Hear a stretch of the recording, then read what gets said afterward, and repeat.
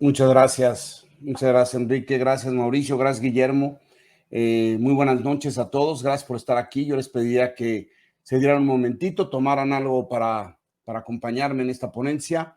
Y esta ponencia no voy a hablar de nada técnico, es una ponencia del tiempo en que vivimos y voy a empezar con un poco de historia para dar paso a cómo está el impacto del blockchain en nuestra industria. Si me quieren pasar preguntas mientras que va la ponencia, está perfecto para que lo podamos adelantar. Es una ponencia breve, pero que quisiera yo dejar un espacio alto para un diálogo y pudiéramos hablar del tema. Esta es ya para mí el quinto congreso que participo de Perú Plagas y es un honor. Repito, Enrique, muchas gracias. Mauricio, muchas gracias. Y por favor, a Guillermo también muchas gracias por estar aquí. A mis amigos que siempre veo con mucho gusto, a los que son peruanos y que no puedo abrazar, y sobre todo hoy a los peruanos después del temblor que hubo la noche anterior, pues esperando que todos estén bien. Es algo que compartimos en nuestros países y esperemos que sea algo que no afecte ni la economía ni la salud de todos ustedes. Entonces vamos a darle inicio a la ponencia. Si me permiten, voy a empezar con un poquito de historia.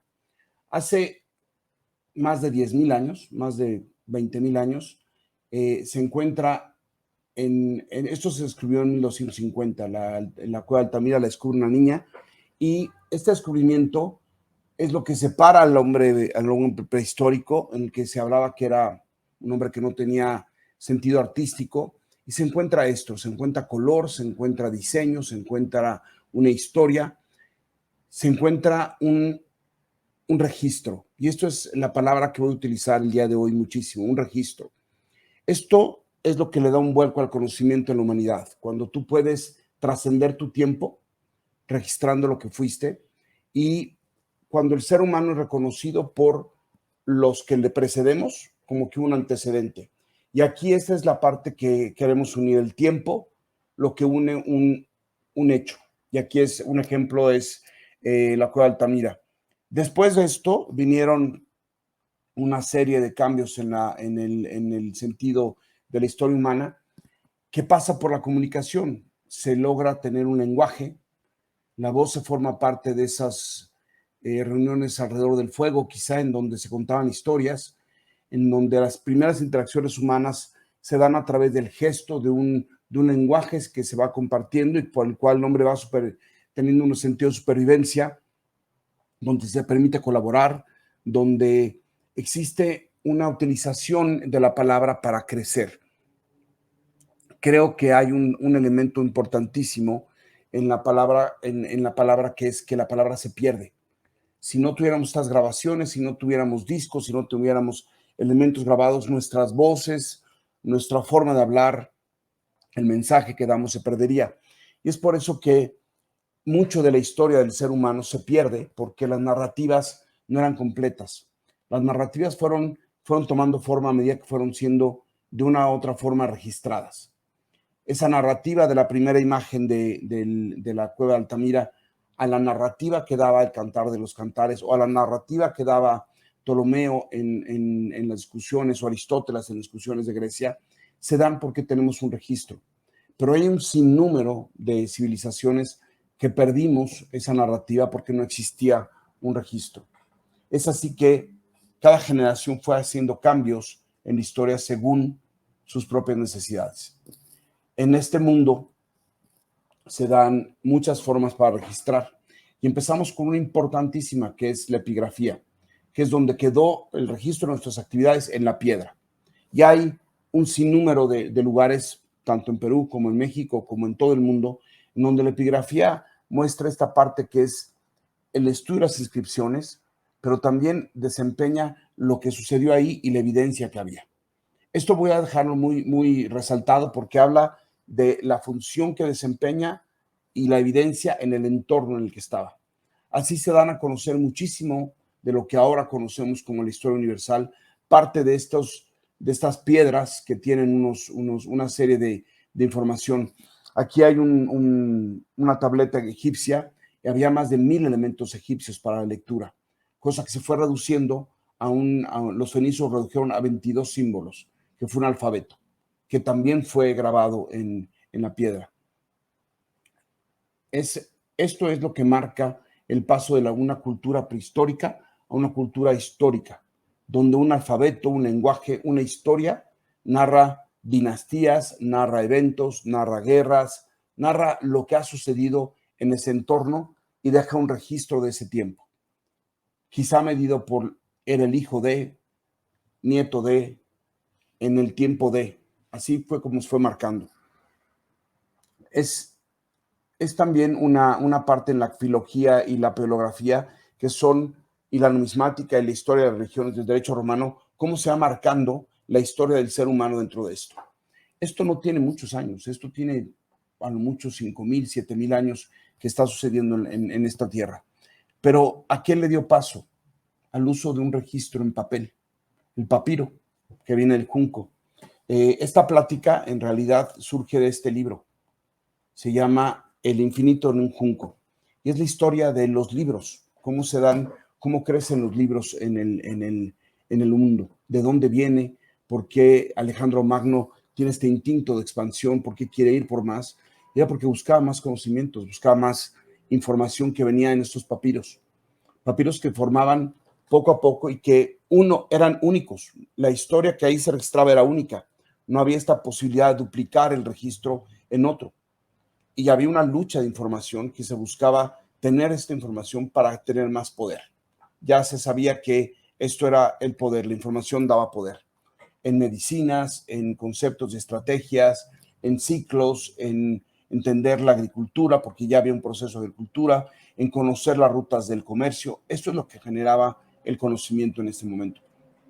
A la par que las religiones en él fincaban un poquito de la dominancia que existía en los territorios. El papiro, a su vez, le dio paso a una idea que es la Biblioteca de Alejandría, en donde Alejandro Magno, muy joven, de 32 años, muere. A los 26 años había pasado su expansión, reúne toda esta información. Un poco lo que ahora sería Google. Él pensaba en su momento en reunir el conocimiento en un lugar para que pueda ser consultado. Esta es la historia de Google. En Google, en algún momento, cuando fue la consulta original, decían, es algo como la Biblioteca de Alejandría. Y dijeron, un poquito más por lo que está sucediendo. La imagen de abajo es la nueva Biblioteca de Alejandría, que ahora está conectada a todo el mundo y tendrá entonces todos los conocimientos que se buscan. Este paso del tiempo, de lograr hacer real un sueño, parte de la tecnología. Y voy a tratar de ser muy, muy rápido en esta parte de inducción histórica para entrar en cómo fue la trascendencia. Del papiro nos vamos al pergamino, que es piel, son pieles, pero podían hacerse libros ya, podían coserse, podían sumarse, podían enrollarse y eran más durables. Se considera que el primer rollo se hizo en el año 100 o 100 años antes de Cristo, 150 años antes de Cristo. Es decir, no rebasa los 2000 años, cuando antes todo estaba en el papiro y por eso muchos papiros se perdieron. Estos rollos a través de papiro, de pergamino, se mantienen en varios museos, en varios lugares, como la sede y la cuna de la historia que tiene registro en el país, en el mundo. Yo quisiera comentar en este momento que nuestros registros en la industria datan de cuando empezaron a solicitarnos informaciones, cuando fue requerida la información. Ahí es donde ahora nos estamos siendo mucho más necesarios en toda la industria. Después de estos papiros empieza la época de la imprenta, ya saben lo que sucedió con Gutenberg, y el poder duplicar un mensaje una y otra vez de la misma manera. El antiguo escribano podía cambiar una palabra o la forma de una letra que cambiaba el sentido de una oración o una frase. En este momento, cuando Gutenberg pone a través de unos grafos que todos son iguales la información, la Biblia de Gutenberg es la primera Biblia que se fue duplicada N veces para hacerlo. Pero en 1450, que en Gutenberg empieza la imprenta, a 1471, que se abre la primera en Florencia, la primera que es otra imprenta, pasaron 21 años. Si nosotros hoy en día pensamos 21 años para atrás cómo estaba la industria tecnológica, era otra cosa lo que vimos ahora. No podíamos tener estas sesiones, no teníamos la conectividad que tenemos ahora, no teníamos la facilidad de comunicarnos que tenemos ahora, pero existían otras formas de comunicación. En ese entonces era muy lento este cambio. Después del libro y la concentración de esta información, imagínense, 1471, 1500, hasta principios del siglo XIX, siglo XX, seguíamos partiendo las imprentas que eran muy similares. Las imprentas tenían que seguir duplicando a través de grafos toda la información.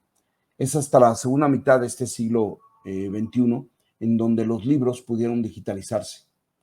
Y aquí empieza toda una historia nueva para el mundo y el universo. Y los libros y textos, ya una vez digitalizados, cambian lo que hoy conocemos como la historia digital. Un cambio que rápidamente ha movido a la cultura en otro sentido. Es la democratización de la información y de la historia para todos. Y aquí empieza la riqueza de lo que hoy en día puede hacer un youtuber, o puede ser un influencer, o puede ser un periodista independiente, o puede ser un historiador, o puede ser un investigador, que sin tener que tener los recursos que antes tenía la iglesia, el Estado o los grandes mesías, ahora lo haces tú de manera privada con una computadora y un acceso a Internet. Esta parte de democratizar los contenidos se ha generado una riqueza a través de ellos gigantesca, gigantesca. Les puse abajo de estas ponencias dos o tres redes sociales y uno en particular, el de Ancestry, que es una red que trabaja con todos los antecedentes que ustedes ven en que hay registros de actas de nacimiento en el mundo, que puedes tú hacer un histórico para atrás hasta 15, 16 generaciones. Les cuento un ejemplo rápido. Tengo mi hermano mayor, es un hombre que quiero muchísimo, y él, por cuestiones de querer investigar a la familia, se puso a investigar a los ancestros de la familia. Bueno, gracias a eso, ha cultivado ahora una nueva profesión que es investigar para las personas de dónde viene toda su progenie, sus antecedentes, porque ha habido leyes que te permiten, por ejemplo, solicitar el pasaporte español, si tú formas parte de aquellos judíos en tu ascendencia que fueron expulsados de Europa en el siglo XVI. Entonces, esta genealogía se van en esta información que está en los sistemas de cómputo de redes como Ancestry, que puedes tú estar viendo esto. Este es un ejemplo nada más. Lo que hay ahí es un acta de defunción, pero así vas viendo cómo son las diferentes historias de cada familia, de cada persona y dónde vienen. ¿Cómo va a impactar esto en el uso del blockchain? Y es la primera vez que lo voy a utilizar de 1000 maneras. Va a suceder de muchas formas. Y voy a entrar en detalles poco a poco qué es lo que va a suceder con este uso de blockchain y por qué di este pequeño preámbulo de dónde empezamos y dónde estamos. Este es un certificado de realización de control de servicio. Está borroso porque cada quien tiene el suyo. Pero cada vez que lo terminamos y lo entregamos, nosotros nos quedamos una copia, el cliente se queda con uno, decimos lo que hicimos, controlamos tal cosa, aplicamos tal producto en tal lugar, con tal dosis, tal fecha, tal hora, tal condición. ¿Ok? Ese es el antecedente que se queda ahí. En muchas empresas es certificado inmediatamente, es digitalizado y después ya nos puede ser cambiado en la carpeta de servicios. Muchas veces los usuarios piden, oye, puedes cambiarle, puedes decir que viniste más tarde o puedes decir que aplicaste otro producto porque tenemos este prohibido en la lista. Eso ya no va a suceder en el futuro. Los sistemas de control ya no van a permitir hacer cambios porque todos los documentos van a ser digitales. Entonces, lo que tú haces va a ser validado y va a ser respaldado con la firma de cada una de las personas involucradas en el servicio. Y entonces, el controlador de plagas que hoy era, y aquí es el de la izquierda, el Linge clásico contra el Linge digital.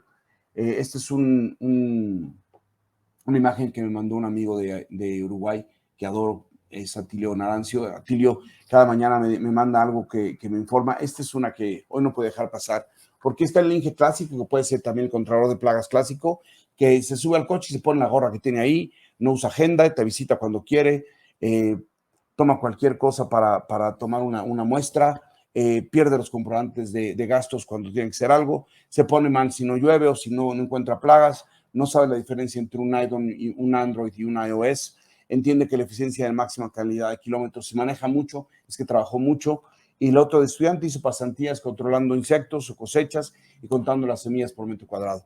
Ese es el controlador de plagas como el que conocemos ahora, que cuenta los insectos en una trampa de goma, o que busca heces fecales de roedores, o busca insectos en granos almacenados, en fin, es el que conocemos. Y cuando no hay técnico, se mete a hacer el trabajo de control de plagas. Ese es el actual controlador de plagas. Y el joven controlador de plagas, el del futuro, es este que es el Inge digital, ¿no? El que usa chaleco todo el año, está muy bien vestido, tiene un uniforme todo el año, envía invitaciones a reuniones remotas y sincronizadas, su agente está con el celular y tiene mucho, utiliza mucho la copia a toda la gente que está involucrada y la copia en blanco, en fin, hace un after en cervecerías y toma ginebra, ya no toma cerveza o tequila o pisco, sino toma otras bebidas un poquito más refinadas. Lleva un registro digital de todo lo que hace, gastos, incluye también la amortización y el costo de las oportunidades y la inflación del dinero. Probablemente apuesta en Bitcoin, invierte en Bitcoin, se pone muy mal si no tiene internet o si no funciona su GPS o su celular, no sabe lo que es un Android porque todos son de Apple y manejan Apple a toda costa, entiende la eficiencia de un mapa NDVI y entiende cómo le va a servir en su trabajo, y hoy lo vamos a ver con todos los nuevos aditamentos para el control de roedores, y también supervisó suculentas y ficus en un balcón de Palermo. Eso quiere decir que nunca fue a campo, sino que anduvo siempre en la ciudad. Si el tractorero se enfermara, diría que llame al soporte lab porque no funciona en la pantalla de su computadora o de su iPad, no se mueve el tractorcito que está en el campo. Hay una gran diferencia entre las generaciones de gente que estamos trabajando hoy y las que vienen trabajando nuevas. No quiere decir que uno esté mal y el otro esté bien, quiere decir que somos diferentes. Hemos crecido con diferentes necesidades y es por eso que tenemos que entender el futuro que viene y el futuro en el cual vamos a encontrarnos ya inmersos en este momento. Hay un mundo que está sucediendo afuera que todos traemos en un teléfono, que es la ciencia de datos. Ya sea que hayas pagado tu celular desde tu teléfono el día de hoy a través de una app que te dio el banco, o que tengas un registro de lo que está sucediendo de tu trabajo en un sistema de cómputo. Yo celebro mucho que empresas como IGEO hayan hecho este tipo de materiales que es bienvenido el cambio. Y ahí señala muy bien del hombre que empieza en las cavernas al hombre que hoy en día trabaja con información y que monitorea el cambio que viene para todos. A mí en particular me parece que eso nos va a cambiar la vida a todos. La industria en sí misma es una industria de datos. Somos una industria que genera datos. Más que controlar plagas, generamos datos, generamos indicadores, generamos información que tiene que estar registrada para la seguridad propia y la de los usuarios de nuestros servicios. Yo, orgullosamente, en 1996 empecé con un sistema de cómputo que se llamaba PES Partner y vendimos muchos softwares, vendimos más de 200 softwares en aquel año, que era el primero que se administraba una industria de control de plagas en México. Realmente creo que yo veía esto como lo que hoy en día es lo que está haciendo IGEO y sobre todo lo que viene, que es la interpretación de estos datos. No solamente son gráficas, sino también es prevenir pandemias. Saber leer los indicadores y saber leer la información que tenemos es clave para el futuro de la industria. ¿Y qué tiene que ver esto con la industria? Bueno, pues los sistemas están validando nuestra actividad. Sabemos si estamos controlando o está aumentando la población, está bajando. Sabemos que hay una biblioteca digital a la cual podemos recurrir con la información, no solamente de libros para información técnica, sino también qué ha pasado en nuestro trabajo con este cliente o qué ha pasado en nuestro trabajo con la empresa, qué ha sido bueno, qué ha sido malo, cuándo hicimos algo, con qué lo hicimos, para qué lo hicimos y qué resultado ofreció. Es decir, estamos generando indicadores de nuestro trabajo. Esto es lo que van a medir en las cadenas de bloques, los indicadores que presentemos. El uso de las cadenas de bloques o blockchain que ustedes conocen, mucha gente lo trata de interpretar con el sistema de inversión monetaria en criptomonedas. Es más allá de eso. Sí es eso, pero es más allá de eso. La cadena de bloques es en mucho uno de los grandes generadores de certeza de la economía. Y déjenme entrar por ahí, porque hace posible rastrear el origen, el proceso, los niveles de inocuidad de los alimentos desde la granja hasta el anaquel del supermercado. Hay un texto que dice From Farm to Fork, que es de la granja al tenedor. ¿Qué es lo que sucede con el alimento? Nosotros estamos inmiscuidos en este proceso porque participamos en varios lugares del proceso. Puede ser en la producción, en campo, puede ser en el empaque, puede ser en el traslado, puede ser en el proceso en planta, puede ser en el empacado, puede ser en el anaquel o puede ser en el restaurante que fue servido ese alimento. O puede ser en una casa donde llegó ese alimento. Cubrimos todo ese proceso. Entonces, si el blockchain identifica dónde puede haber un elemento o un evento, podemos identificar si nosotros participamos o no. Y esto es muy importante para defender también la industria. Ha habido muchos casos en que dicen, es que ayer vino a fumigar el controlador, pero un litro de cipermetrina con 10 mililitros de solución en el exterior de una casa no tiene nada que ver con la intoxicación adentro de la casa. Y tenemos que saber defender nuestra industria y también reportar lo que hicimos bien y lo que hicimos mal. El generar confianza y transparencia en la trazabilidad de los datos en la red empresarial genera certeza y algo muy importante, genera mayor riqueza para los involucrados. La tecnología de blockchain de trazabilidad te lleva no solamente a generar seguridad y descentralización de la información, sino se trata también de identificar que las transacciones no puedan ser cambiadas y que no puedan ni alterarse ni ocultarse, porque todos los cambios se rastrean.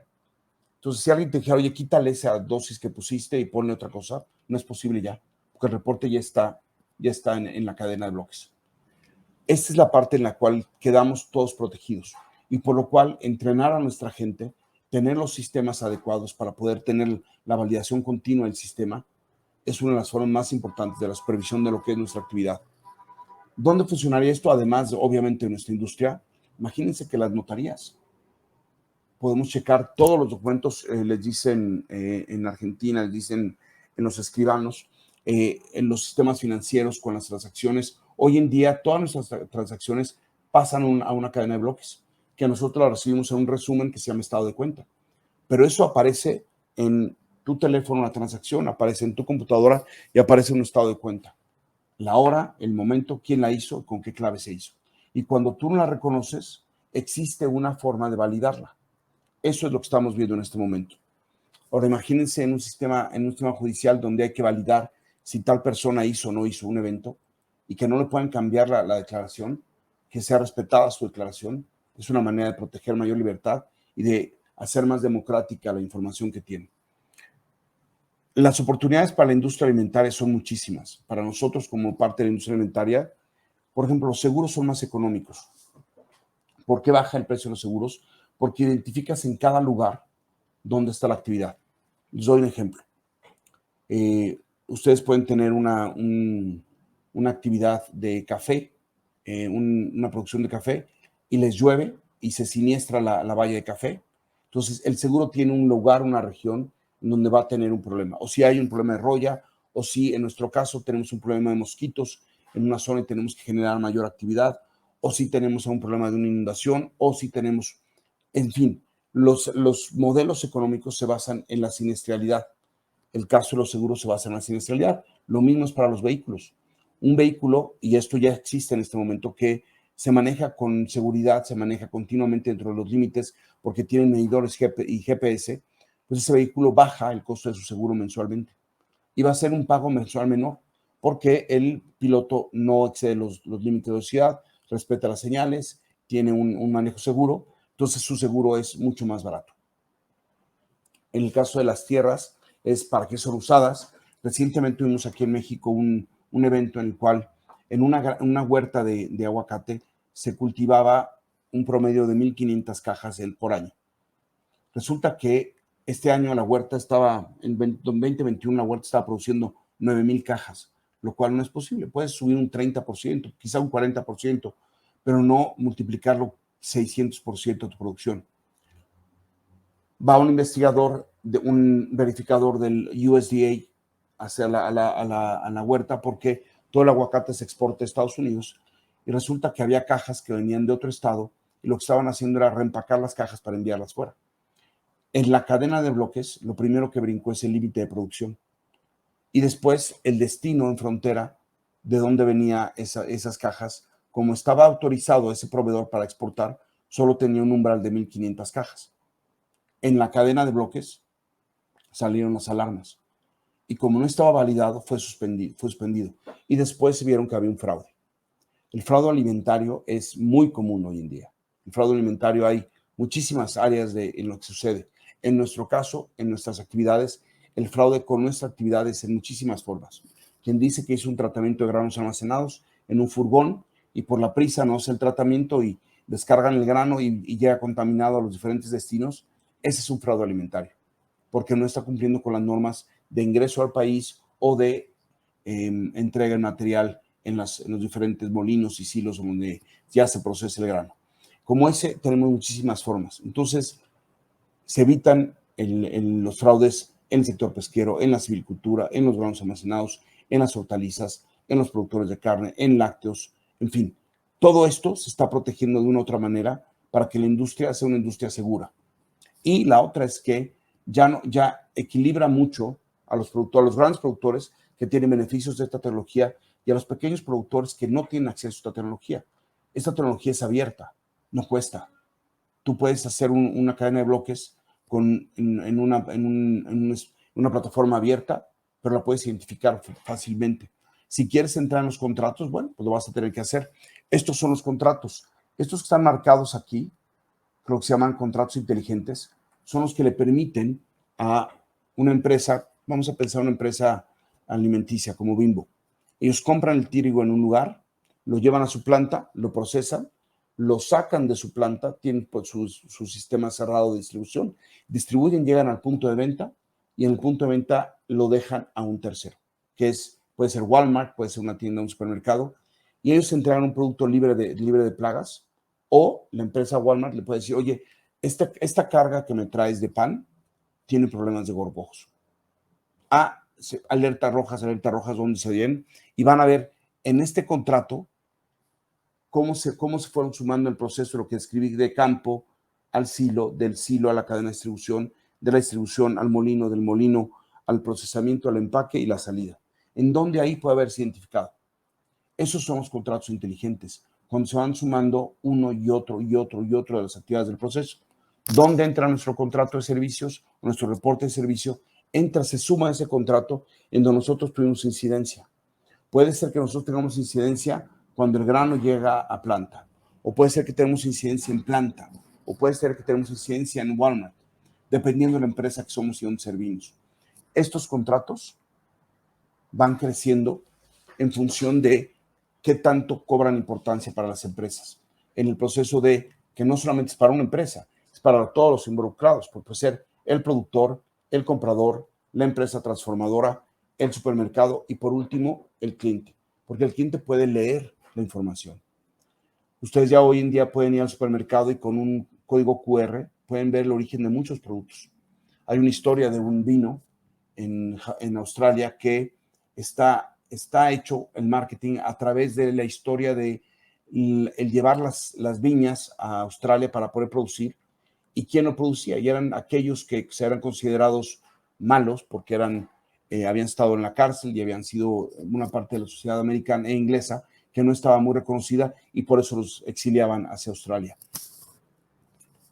Ustedes pueden con el QR leer toda la historia de ese vino, de esa vid, que viene desde 1600 y cómo se produjo, si es una producción orgánica, si no es orgánica, si se aplican los productos que están autorizados o no. Por ejemplo, ahora están solicitando muchos productores que entreguemos registros OMRI de los productos que utilizamos.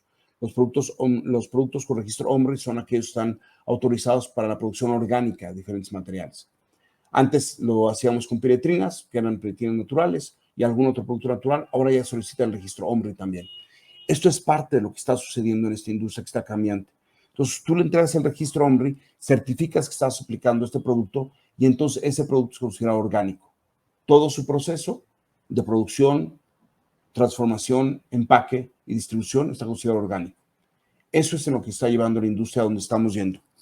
Estos contratos que ustedes ven aquí, esto señalado con las tres palomitas verdes, son sistemas abiertos que ustedes pueden seleccionar uno y estos sistemas o tokens, algunos no generan tokens, que dice no genera, pero estos sí generan tokens. Ustedes ven las facturas que hacemos, por ejemplo, estos XLM que utilizamos en las facturas que ya generamos un PDF que puede ser cambiado, pero no lo podemos cambiar.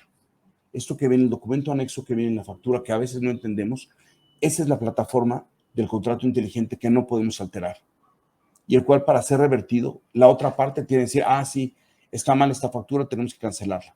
Pero la otra parte es la que autoriza la cancelación de esa factura. Hoy en día ya estamos en este proceso, ya lo estamos viviendo, ya lo estamos generando. Lo que tenemos que hacer es entender que la industria tiene que estar en este ecosistema. El ecosistema hay abiertos y hay cerrados. Los cerrados, que son privados, tienen un costo, y los abiertos, como Ethereum, que es una cadena de bloques que nosotros podemos colgar contratos inteligentes, o Stellar o Nano, que son totalmente abiertos y se pueden abrir, se toman de la nube. Hay contratos privados para hacer con estas empresas y es verdaderamente muy, muy económico poder hacer este contrato. ¿Cuándo saber si se debe hacer o no uno de estos productos? ¿Cuándo saber si deberíamos de tener o no una de estas condiciones? Lo más importante es conocer qué es lo que sucede para la empresa. Este artículo que viene aquí, firmado por este grupo de estudiantes, habla sobre la tecnología en los sistemas de la agricultura y las técnicas de aplicación. Tomo este porque no encontré uno ligado para el sector de control de plagas, pero la tecnología del cadena de bloques va a tener un ecosistema, y aquí lo voy a decir como tal, de productos que tiene que integrarse todo el proceso. Al aumentar la transparencia de todo lo que sucede, también hace fácil el intercambio de contratos basados en tecnología. Es decir, usted le va a poder enviar a su cliente un contrato, es decir, ya hicimos el servicio, el reporte está completo, salimos a las 2 de la mañana, nos retiramos, punto. Y de repente a las 6 de la mañana le dicen, oye, hay un incendio, es que estaban aquí los controladores, ustedes salen a las 2 de la mañana, ya no tienen problema ustedes. Entonces, los procesadores, los de alimentos, las empresas de control de plagas y los minoristas van a poder tener un proceso que va de la granja hasta el tenedor, conociendo todos los detalles que suceden ahí. Los elementos técnicos son muy variados y aquí esta es la única parte de la plática que es un poquito técnica, pero va a ser así. Uno es qué técnicas usa para hacer unas aplicaciones alimentarias. Es decir, utilizas neurones, utilizas sistemas abiertos, sistemas mecánicos, el riego lo haces por rodeo, tienes contemplado una cantidad de horas que lo vas a utilizar. El caso de nuestras aplicaciones de control de plagas es a qué horas ingresas, qué productos colocaste, cuántos cebadores colocaste, qué monitoreo tuvieron tus trampas de luz, cuántos técnicos ingresaron a la planta, hace cuánto que aplicaste contra cucarachas, encontraste un insecto vivo, cuándo fue que aplicaste la última vez contra ellos. Esto que forma parte de nuestros reportes de servicio y nuestras bitácoras y sobre todo de la observación que tiene la supervisión y el técnico en el control de plagas, se queda aquí. Y ahí es donde se dice identificar desafíos en los sistemas prospectivos.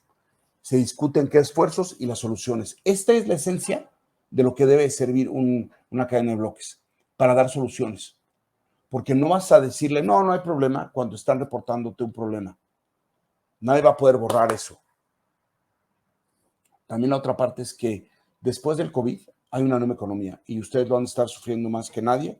Hay una nueva forma en la que todo el mundo quiere más prueba de datos de lo que hacemos. Antes éramos un poquito más laxos.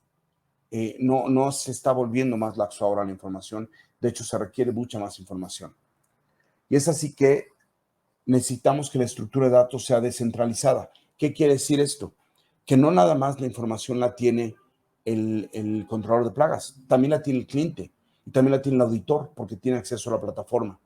Las grandes empresas a nivel global le brindan acceso a la plataforma a sus clientes. Yo entiendo que IGEO tiene un módulo en el que los clientes pueden bajar la información de los reportes. Y hay muchas otras empresas que hacen lo mismo. Pero lo importante es que la información de aquí en adelante va a ser descentralizada y va a tener acceso quienes son los accionistas de esa actividad. La otra es que había mucha facilidad para que piratas informáticos pudieran atacar fácilmente los sistemas. Los sistemas centralizados son muy fáciles de atacar a cambio de. Y, por ejemplo, aquí en México acaba de suceder este fin de semana un ataque al ejército mexicano y bajaron de sus servidores 6 terabytes de información. La cantidad de información que se está manejando es tremendamente vulnerable. Y una empresa puede ser vulnerable. Les doy un ejemplo. Si se encontró un hongo o una contaminación por un gorgojo de capra en un lugar y encontramos que hay una población más alta y el lote no fue retenido, la empresa está faltando al compliance de sus sistemas, de sus estándares y de las certificaciones de auditorías que forman parte del proceso. Entonces, un análisis forense, la empresa tendría que decir, sucedió esto. Normalmente eso lo guardan, no se dice.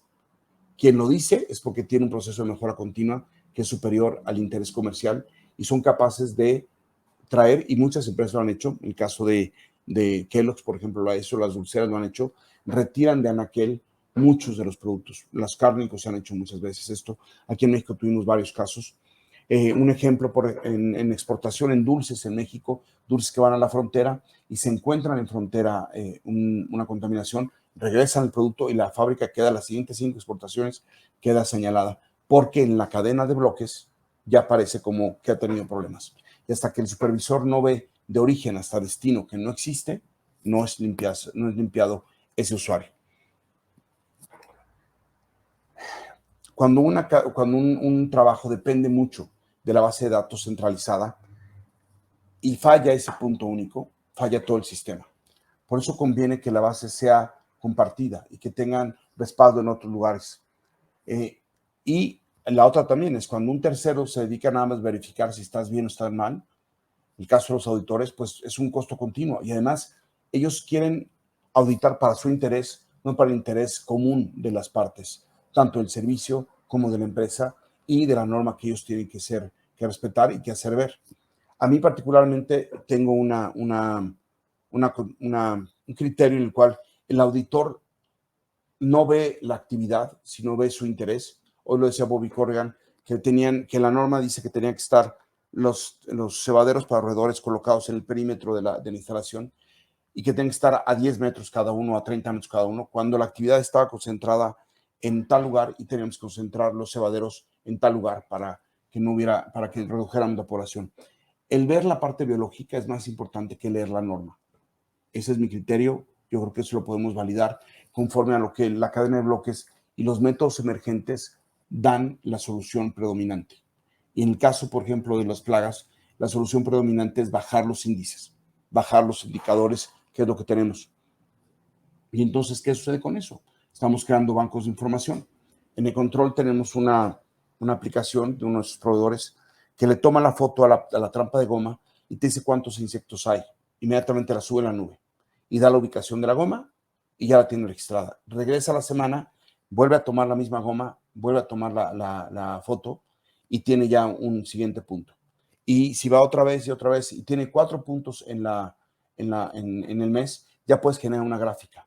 Si está bajando, si está subiendo, si se ha mantenido. Eso es lo que estamos llegando y lo que vamos a estar viendo cada vez más. Son datos. La siguiente semana vamos a ver en Estados Unidos una cantidad de instrumentos de medición y de datos de reportes, ya sea en los cebaderos de roedores o en sistemas de monitoreo de ingreso a diferentes lugares o en la presencia de aves. Entonces, todas estas herramientas pueden ser desarrolladas mediante el uso de plataformas de blockchain. Y esto es para hacer desarrollos más fáciles y más rápidos. ¿Qué es un desarrollo más fácil y más rápido? Poder reportar fácilmente la información. La tecnología tiene muchas técnicas computacionales y eso no voy a entrar en detalles, pero se basa en 2. Un palito y un circulito, que valida todo. ¿Funciona el aparato? Sí, sigue. No, se queda aquí. Primer señal. ¿Se hizo monitoreo? Sí, sigue. No, no se hizo. No tiene que hacer prueba. Adelante, entonces no tiene que hacer la prueba. La validación es, no hay grises en esto. Tiene que ser sí o no. Cuando se tiene que considerar un punto externo, se abre un espacio para un control externo, pero mientras tanto toda la validación es binaria, sí o no. Palito o bolita. Esta función algorítmica genera identificadores únicos que son elementos claves para la identificación de datos. Por ejemplo, su cara en un teléfono que lo reconoce facialmente, o la huella digital, o sencillamente una clave telefónica una clave con la que usted entra a su cuenta de banco o con la que entra a su correo electrónico. Esa es la forma en la que vamos a trabajar todo ahora. Los reportes, la forma como se entregan, y vamos a entregar entonces firmas digitales que van a ser tan válidas como la firma hecha a mano, o más válida que la firma hecha a mano, porque dice, tal persona validó este reporte, y este reporte fue validado porque esta persona hizo una revisión y hasta el final colocó su firma digital. Los sistemas son así para que nosotros no podamos brincar lo que es necesario. Las aplicaciones de blockchain en la industria tienen diversos aspectos, especialmente en la cadena de suministro. Les decía yo, en la producción en campo, en la cosecha, en el traslado al empaque, el proceso de exportación o de destino a comercialización, en el supermercado o en el área del mercado que se venda, y por último en el usuario final. Todo esto, lo que se busca es que los sistemas tengan una lectura. Ustedes ya pueden ver cajas en los supermercados que tienen un código de barras. Y si un día son curiosos, ábranlo y van a ver qué fecha de cosecha tiene, de dónde viene y quién fue el productor. Muchos de los vegetales que ya se venden en México tienen eso.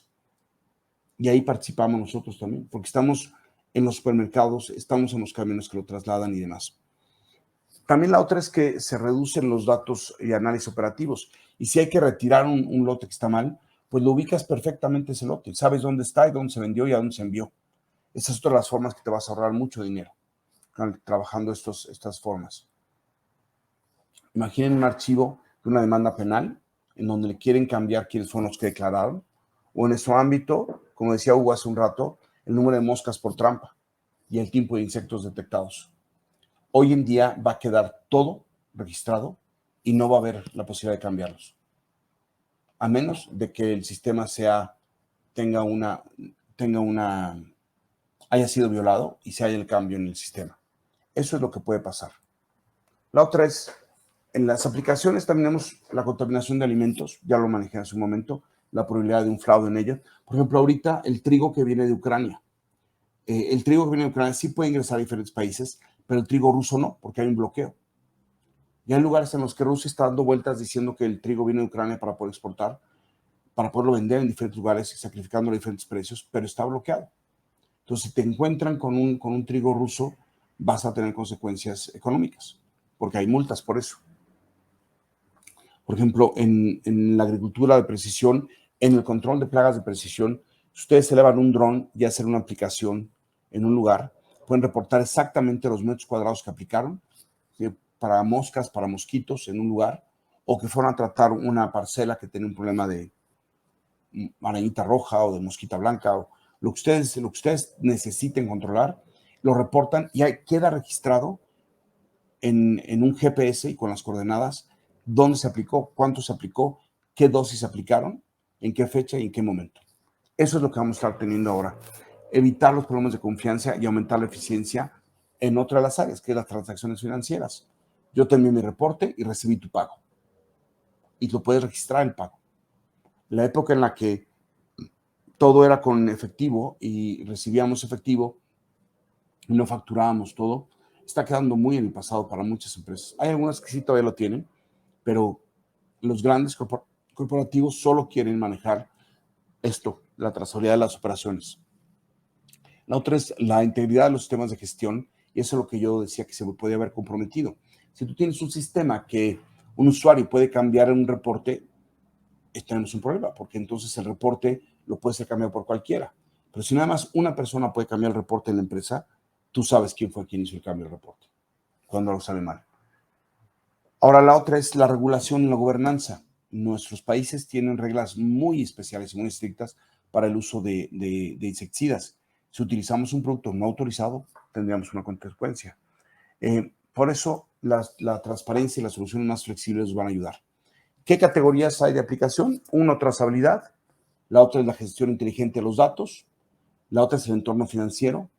La otra es los sistemas de gestión de información, que son variables, son muy variables. Esto que le estoy hablando es totalmente generalizable, pero la trazabilidad se reduce a la procedencia y autenticación de los alimentos. Se produjo en tal lugar y tiene tal contenido. Puede ser desde una verdura, puede ser un kilo de carne que está empacado, puede ser un litro de leche, puede ser un vino, puede ser lo que ustedes quieran. O también en la industria eléctrica, un equipo que viene cerrado de fábrica y de repente tiene un daño, puede identificar de dónde viene. Esto lo que se busca es mejorar la seguridad alimentaria, evitar los fraudes alimentarios y todos los datos relevantes del origen y el destino del producto, y evitar el riesgo mínimo de manipulación. lo que la industria siempre ha sido calificada es que manipulamos los ambientes. Que manipular es cuando aplicas un insecticida, cuando colocas una trampa, eso es manipular. Eso es, alteras un poco el ambiente para que no haya estas plagas. Y tenemos que hacerlo continuamente. El caso de las aves es muy obvio. Manipulamos ambientes para que no se perchen, para que no estén en estos lugares. A la larga, la industria lo que va a necesitar tener va a ser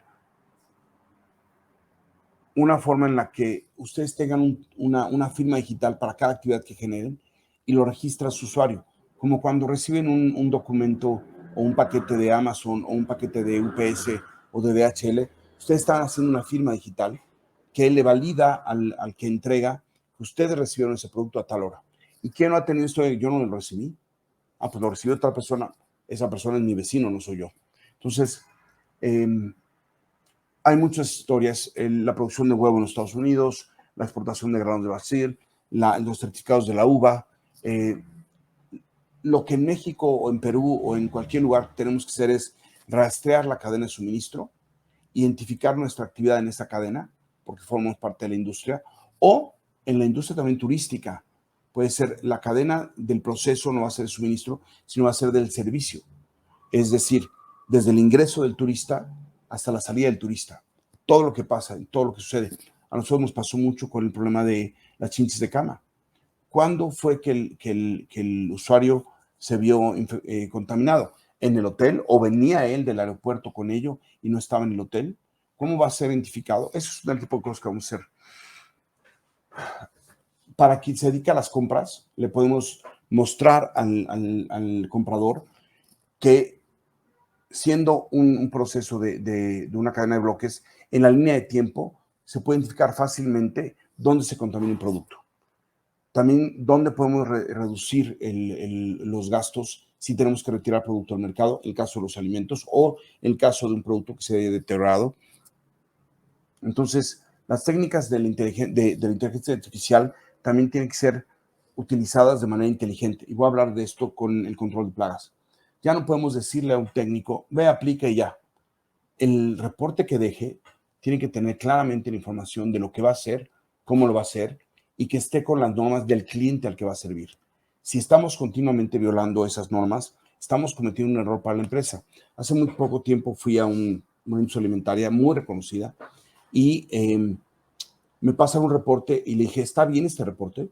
Me dijo, sí, claro, claro. Vino la empresa, hizo el servicio. Yo iba como un coach auditor externo para ver un proceso donde tenían contratado un servicio, pero continuamente tenían presencia de mosca. Se manejaba leche, había producción de leche en el lugar. Y resulta que había una aplicación de 900 litros de un producto pues que tiene una dosis de toxicidad alta y no está autorizado en manejo de alimentos, en áreas de manejo de alimentos. Entonces veo la hoja del reporte y reviso la hoja de seguridad del producto, reviso la etiqueta del producto que está en la carpeta, porque al final de cuentas ese es el documento que forma parte de la cadena de bloques. El reporte de servicio, la hoja de seguridad del producto, la etiqueta del producto y las dosis actualizadas. Ok. El reporte decía 900 litros de aplicación. Yo me quedé sorprendido. 900 litros es un mundo de insecticida aplicado en un lugar.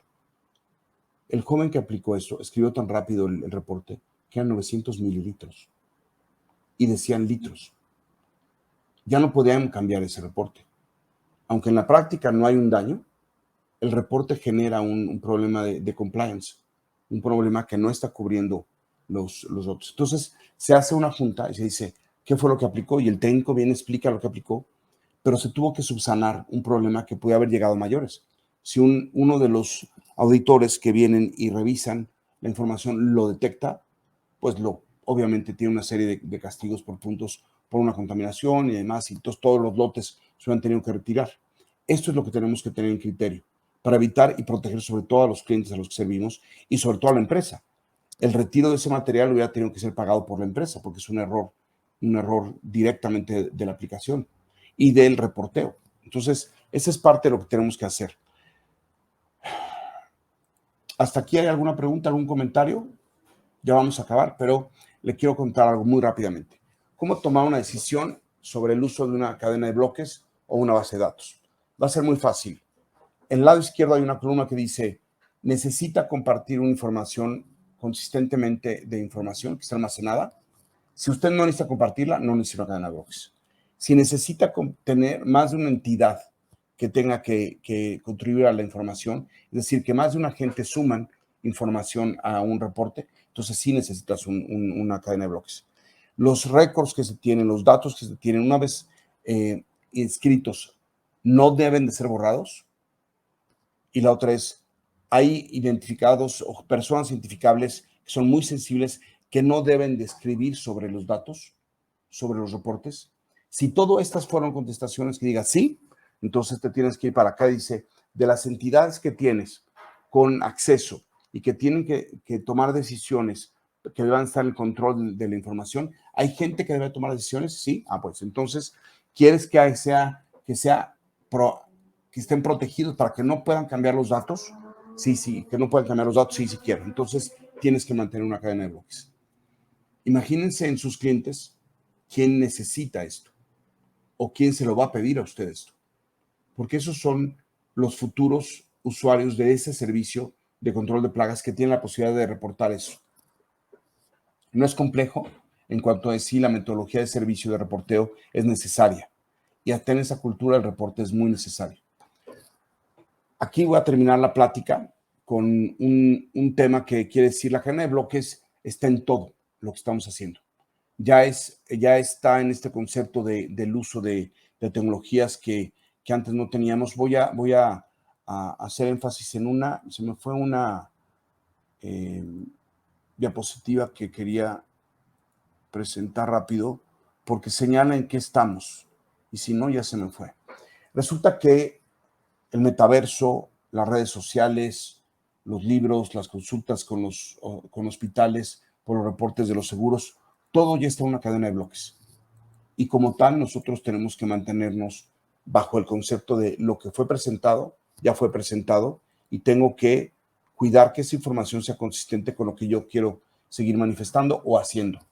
Es así que la cadena de bloques ya tiene un registro, lo que cuando empezamos con la caverna de Altamira fue el primer registro de la cultura que teníamos. Hoy en día es el registro de todas las actividades que hacemos que tienen un impacto en la sociedad. Yo quisiera decirles que esta es una idea propia, no, el artículo que viene citado aquí abajo, Blockchain Technology, es quien me inspira, y el libro del infinito del junco de Irene Vallejo también me da la pauta para decirles que como nunca la industria del control de plagas está ligado al reporteo, a la información, a los indicadores, que va a ser el futuro, y la rentabilidad de las empresas va a estar ligada a que sean empresas consistentes en su información y que tengan los datos 24 horas al día. Enrique, no sé si quieras que tome alguna pregunta.